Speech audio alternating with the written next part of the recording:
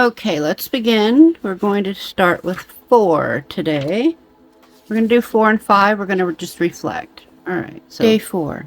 Self-protection is learning how to take a pause between what you feel and how you react. When there is no awareness between what you perceive and the way that you respond, anything can control you. Practice the pause. Widen the space between what you sense and what you do about it. Decide what's worth your energy, because what you engage with is what you empower.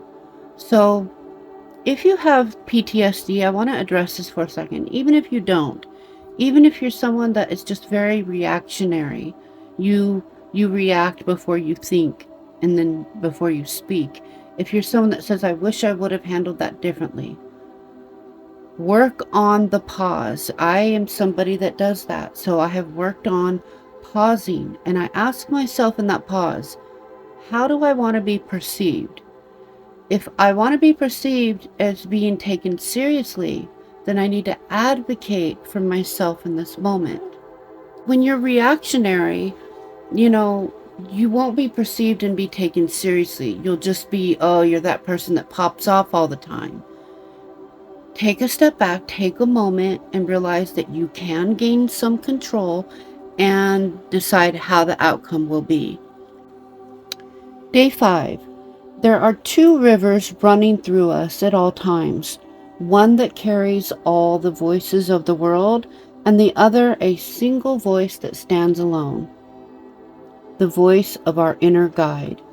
The first river is so strong, steady, and constant with its instruction, guidance, and forewarning.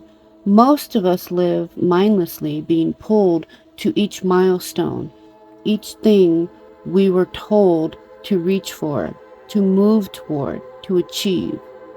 Eventually, we look down and realize our hands are empty. Our lives were woven together by a storyline we didn't write. As we lose sight of our inner compass, a fog is cast over our awareness of the moment. We become saddled with confusion, indecision, and uncertainty. We become incapable of leading ourselves because the 2 rivers are shouting over one another, tempting us with virtues and repelling us with vices.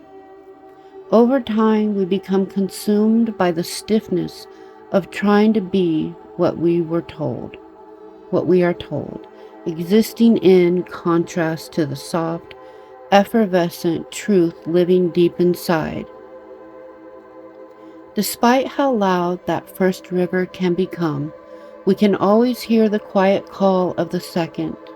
Our lives begin the day we choose to follow our inner knowing, even while hearing, at times heeding, the collective knowledge of the first.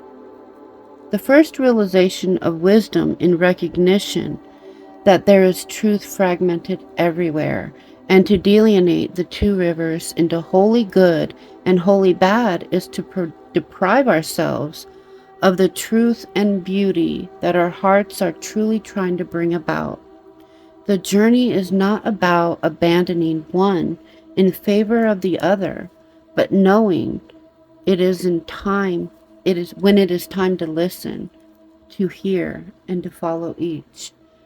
Many times one river will be louder than the other, but it's always our job to acknowledge when the imbalances are within, because whatever imbalances are within ripple out into our 3D world.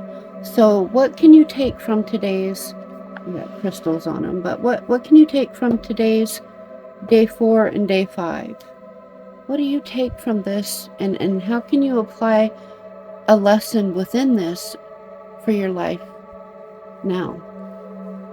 I hope that you follow me next Sunday and get a little bit more insight, but definitely ask yourself the hard questions. And remember, always be loving and compassionate to yourself. Happy Sunday.